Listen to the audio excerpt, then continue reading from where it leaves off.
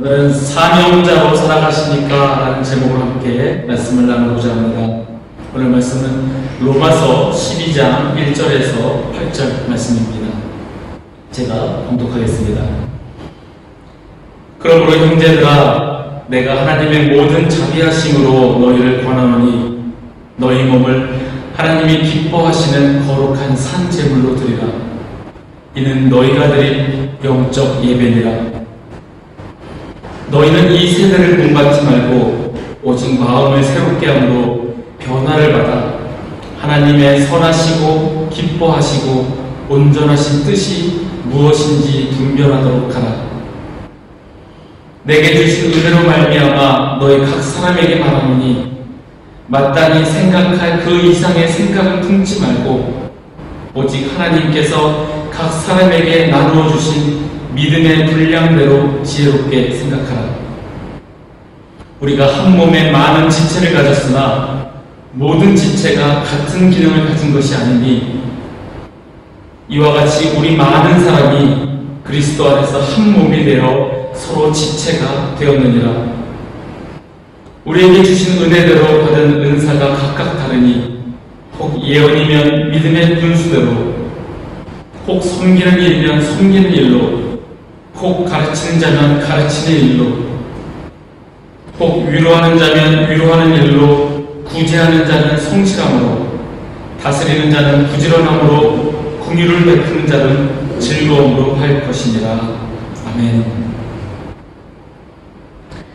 여러분은 부모님을 어떻게 부르십니까? 아마 어렸을 때 불렀던 호칭과 나이가 들어서 부르는 호칭이 다르실 겁니다. 우리가 어렸을 때는 엄마, 아빠 이렇게 불렀습니다. 그런데 성장하고 어른이 되고 난 후에는 어머니 혹은 아버지라고 부릅니다. 어른이 되어서도 엄마, 아빠 부른다면 주변에서는 철이 덜 들었네, 아직 어른이 되지 못했네 라고 핀잔 아닌 핀잔을 듣기 쉽습니다. 그런데 또 곰곰이 생각해보면 또 여자분들은 또 다릅니다. 친정 부모님은 여전히 아빠, 엄마라고 부르는 게 또 보통의 현상입니다. 제가 한국어를 가르치고 있는 12살의 우크라이나 여자아이에게 아빠, 엄마, 어머니, 아버지를 설명을 하면서 이런 얘기를 하니까 아이가 놀라면서 저에게 하는 말이 너무 슬프다는 겁니다. 왜 어른이 되면 아빠라고 부르지 않고 아버지라고 부르느냐 이거죠. 아무래도 아빠라고 부르는 게 더 친근하고 어렸을 때부터 그러던 그곳이 익숙한데 격식을 갖추고 어른스럽게 아버지라고 부르는 게 자신이 보기에는 안타깝고 슬프다는 겁니다. 어렸을 때는 데디 부르다가 어른이 된다고 father라고 부르는 게 너무 이상하다는 거죠. 저도 그 얘기를 하고 가르치면서 왜 한국 사회는 저렇게 부를까 생각해 보았습니다. 제가 스스로 내린 결론은 아마도 유교적 관습 때문이 아닐까 생각해 봤습니다. 여전히 한국 사회는 유교 사회입니다. 산업공상으로 대변되는 직업을 계급화하는 그런 인식이 여전히 남아있는 사회입니다. 흔히 말하기에 펜대를 잡으면 똑똑하고 점잖은 사람, 그 외에 다른 직업을 가진 사람들을 은근히 무시하는 그런 잘못된 인식이 아직 남아있는 게 사실입니다. 또 한국 교회 역시 우리의 삶을 구분짓습니다. 이것도 어느 정도 유교 사회의 인식이 남아있는 것이라 생각을 합니다. 삶을 성스러운 것과 세속적인 것으로 나누어 분리시키고 전자는 온전하고 충만한 삶, 하나님의 영광을 위한 삶이라고 부르고 후자는 멀리하고 되도록 피해야 하는 삶으로 나눠버립니다. 그래서 우리의 인식 속에는 목사, 선교사가 하는 일은 성스러운 일이고 다른 일반적인 직업은 세속적인 일이라 여깁니다. 그러다 보니 신앙이 좀 좋다고 여겨지는 사람들에게 무조건 목회를 해라, 선교사로 나가라 이렇게 권하기도 합니다. 하지만 이는 절대적으로 틀린 말입니다. 모든 일은 본질에 있어서 다 거룩합니다. 어떤 직업을 가졌든 어떤 일을 하든 본질은 거룩합니다. 성경에 나오는 인물들을 보면 다양한 직업을 가졌습니다. 군인, 정치가, 목수, 천막 제작자, 어부, 다양합니다. 제가 에스라서와 느헤미야서를 계속 읽으면서 느꼈던 것은 느헤미야라는 사람도 보통 직업을 가진 사람이었습니다. 페르시아의 아닥사스다 왕의 술 맡은 관원이었습니다. 술 얘기가 나오니까 봐서 미간이 찌푸려지신 분도 계실 겁니다. 술 맡은 관원이 성경의 저자가 된다. 그런데 이 느헤미야는 아닥사스다 왕에게 요청하여 예루살렘 성벽을 재건하는 일을 하게 됩니다. 그리고 그 옆에는 학자이자 선생인 에스라가 그의 일을 도왔습니다. 즉 에스라는 하나님의 말씀 성경을 가지고 예루살렘으로 돌아온 백성들을 말씀과 예배로 이끌었고, 느헤미야는 성벽을 재건하는 실질적인 사역을 하였습니다.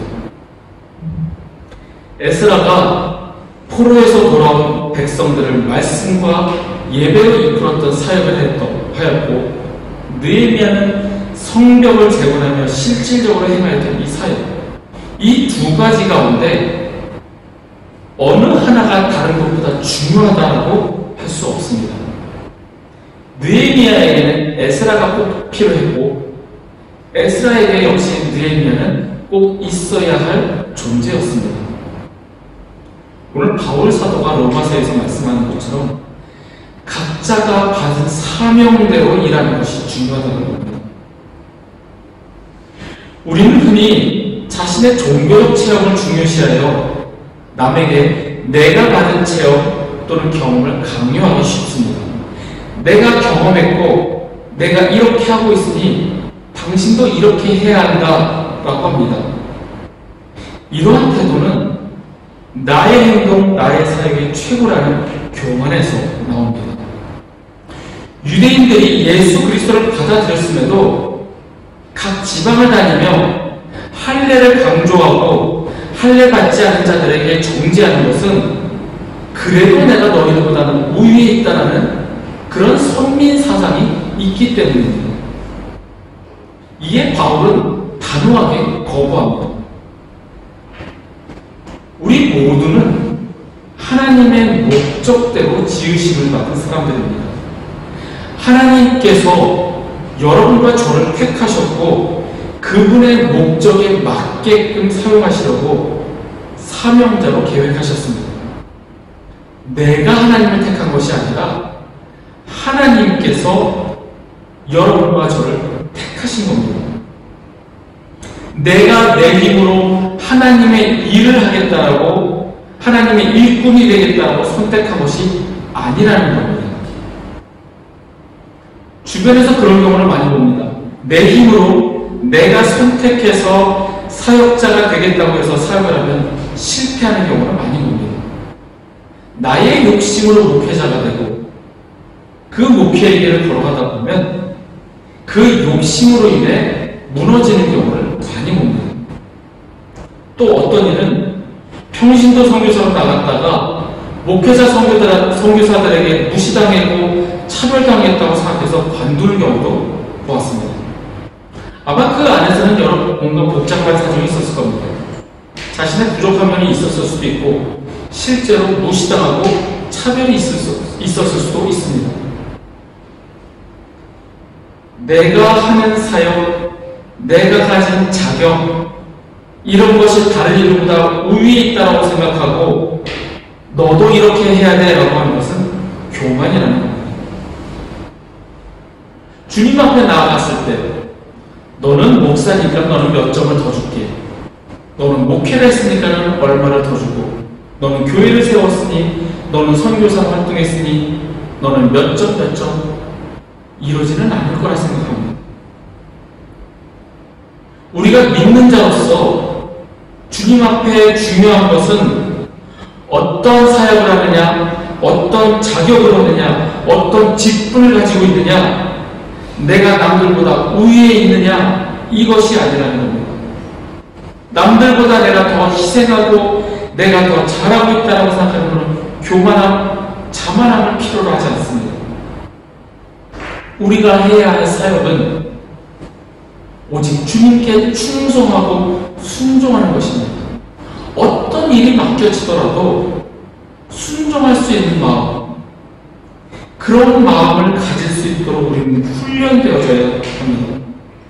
종교적인 자격이나 그런 체험이 중요한 것이 아니라 주님께 온전히 순종하기 위한 그런 훈련이 우리에게 필요합니다. 예수님께서는 모든 사역이 하나님 아버지의 뜻과 일치하는지 생각하고 그것을 위해 기도하고 훈련하셨습니다. 요한복음 5장 19절의 말씀입니다.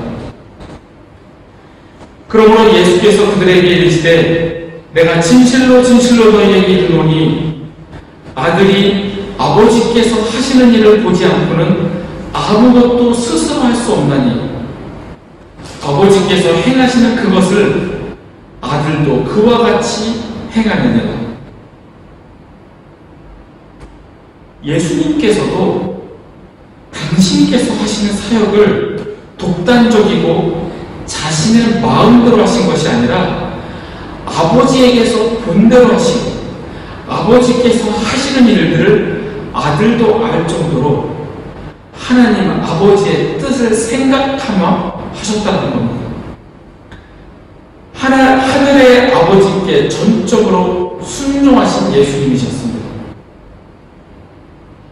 종교적인 체험을 하는 것과 주님께 순종하는 것은 다른 이야기입니다.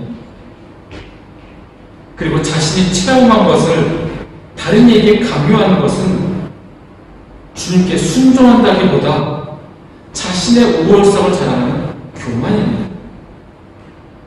그리스도인으로서 올바른 사역을 하기 위해서는 훈련이 필요하고 그 훈련은 주님과의 올바른 관계에서 찾을 수 있습니다. 오스왈드 챔버스 목사님은 올바른 사역에 관하여 그의 책 기독교의 진리에서 이렇게 말합니다. 하나님을 알지도 못하면서 하나님을 위해 열심을 내는 것은 그분을 비방하는 것과 같습니다. 선한 영향력을 끼치는 사람은 홀로 있을 때에 하나님과 깊은 교제를 나누는 사람입니다. 당신의 삶은 어떻습니까? 또한 당신의 소망은 하나님을 기쁘시게 하는 것입니까? 아니면 고상해 보이는 다른 어떤 것입니까? 하나님과 이 세상을 위해 의미 있는 삶을 살기 원한다면 아무도 보지 않는 곳에서 인내하십시오. 늘 평안할 수 있는 유일한 비결은 흔들림 없이 예수 그리스도를 바라보며 사는 것입니다. 하나님께 쓰임받기를 원한다면 먼저 예수 그리스도와 올바른 관계를 맺으십시오. 그러면 의식하지 못하는 가운데 매 순간 주님께 쓰임받게 될 것입니다. 흔들림 없이 예수 그리스도를 바라보며 사는 것, 주님과 올바른 관계를 맺으며 살아갈 때 우리는 훈련되어지고 주님의 사명을 감당할 수 있게 됩니다. 얼마 전에 새로운 사람들을 만났습니다. 만나서 이야기하다 보니 이분들이 그리스도인이었습니다. 계속 이야기를 이어가다 보니 각자의 현장에서 그리스도인으로서 향기를 품어내는 분들이었습니다. 그분이 하시는 사업은 절대적으로 주일날 영업해야 하는 사업이었습니다. 그 일이 몰리는 시간이 평일 저녁과 주말입니다. 주말에 제일 사람이 몰리니 주말이 돈을 제일 많이 벌 수 있는 피크 시간대입니다. 그런데 주일을 일을 하지 않고 쉽니다. 그리고 현지인 지원들을 전도합니다.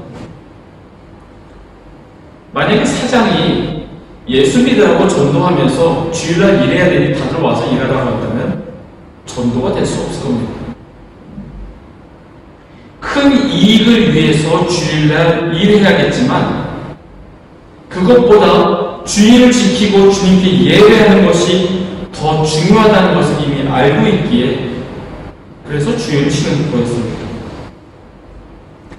각자의 자리에서 그리스도인의 선한 영향력을 내보이고 향기를 품어내는 것이 사명이며 사역입니다.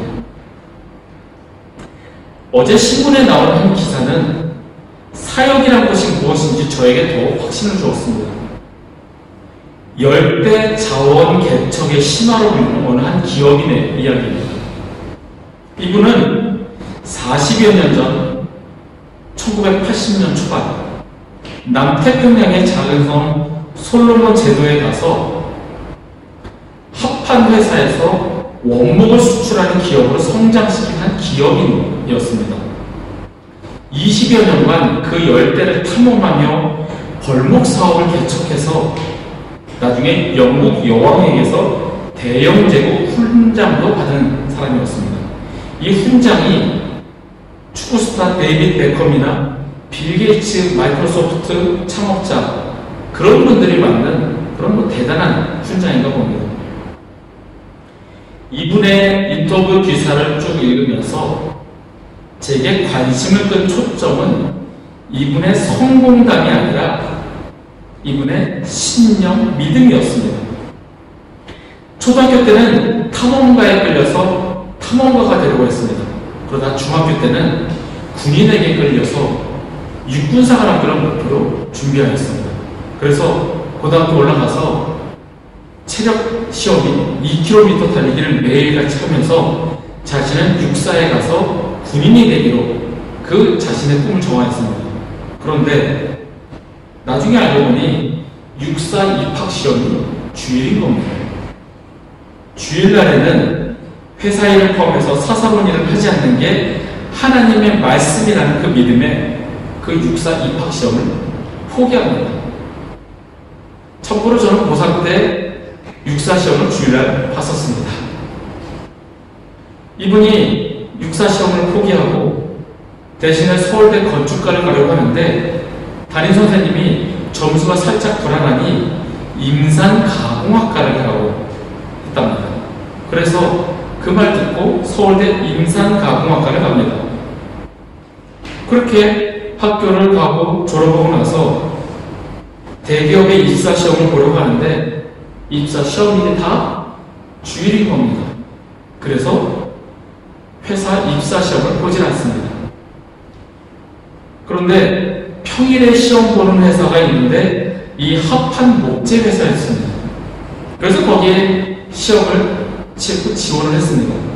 그런데 면접 때 면접관이 말하기를 우리는 수출기업이기 때문에 급하게 배가 들어와서 선정을 한다고 하면 일요일에도 나와서 일을 해야 되는데 그렇게 일할 수 있겠습니까? 라고 물었습니다. 그분의 대답은 저는 주일날 출근 안 합니다. 였습니다. 그래서 자기는 당연히 떨어질 줄 알았는데 그 회사에 붙었답니다. 그의 신념과 일하는 태도가 아마 이 회장 눈에 들었나 봅니다. 여러 가지 일을 맡기면서 그분은 신뢰를 얻어가기 시작했습니다. 그런데 주일날 일이 생겨서 다른 직원들은 다 주일날 와서 일을 하는데도 당신은 주일을 지켜야 되기 때문에 회사를 안 갑니다. 술도 담배도 안 합니다. 그래서 선배들한테 많이 훈계를 들었다고 합니다. 과장 이상 가려면 술도 마시고 사회생활도 좀 해야 한다. 아마 우리가 많이 들어본 이야기입니다. 그런데 이분은 뭐라고 대답을 하냐면 저는 평생 사원이어도 괜찮습니다. 그리고 자신의 믿음대로 주일은 절대 일을 나가지 않고 술, 담배 하지 않고 그런데 결국 사장까지 되었습니다.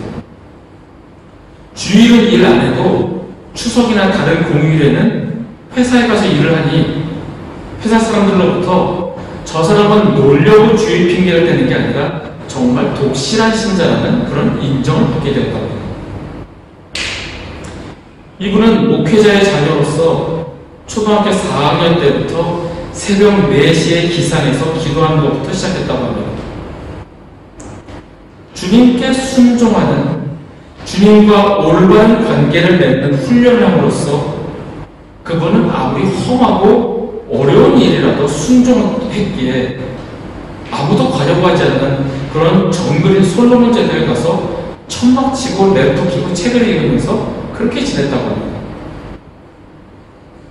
이분의 기사를 읽고 제가 이 이야기를 전하는 이유는 이렇게 했더니 성공했다더라 이것이 아닙니다. 또한 무조건 이분처럼 이렇게 해야 한다 이것도 아닙니다. 각자의 위치에서 주님께서 주신 사명대로 순종하며 감당하는 게 우리 그리스도인이어야 한다는 겁니다. 그리스도인의 선한 영향력을 보이고 향기를 품어내는 것, 그것이 바로 사명자로 살아가는 삶입니다. 그분이 그리스도인의 신념과 믿음을 지키며 그 회사에서 그렇게 일을 했을 때 믿지 않는 자들에게 인정을 받고 그분의 모습을 보고 예수 그리스도를 받아들일 사람도 있을 겁니다. 내가 있는 자리에서 나의 사명을 다하는 것, 그리스도인의 선한 영향력을 보이는 것, 이것이 사명자로 살아가는 삶이라는 겁니다. 여러분은 지금 있는 자리에서 주님이 주신 사명을 다하기 위해 최선을 다하고 계십니까? 혹은 나는 목회자가 아니니까, 아니면 세상 사람들이 다 그렇게 살아가니까 이런저런 핑계로 그리스도인으로서의 삶이 아닌 그냥 믿지 않는 사람들이 살아가는 삶과 똑같이 살아가십니까? 그리스도인으로서 훈련되고 사명자로 살아가기를 바랍니다. 제모스 목사님은 이 훈련된 삶에 대해 하나님께 인정받는 사역자에서 이렇게 이야기합니다. 훈련된 삶이란 세 가지를 의미한다. 주께서 생명을 주신 최상의 목표를 나의 목표로 삼는 것. 대장 되시는 예수 그리스도께서 내리신 삶의 규칙을 지키는 것. 마음과 뜻을 다해 하나님과 주의 말씀에 완벽하게 충성하는 것입니다. 우리 모두 선교사가 돼서 정글로 들어가자. 이게 아닙니다. 모두 목회자가 되어서 교회를 세우라 이런 것도 아닙니다. 지금 있는 자리에서 사명자로 살아가는 것이 우리 그리스도인입니다. 하나님 아버지의 뜻이 예수님의 뜻과 동일했던 것처럼 하나님의 목표가 우리의 목표가 되기를 바랍니다. 우리 인생의 롤 모델이신 예수 그리스도의 삶처럼 주님의 삶의 규칙을 지키는 우리가 되기를 바랍니다. 마음과 뜻을 다해 하나님과 예수님의 말씀, 그 계명에 온전히 충성하시는 우리 모두가 되기를 간절히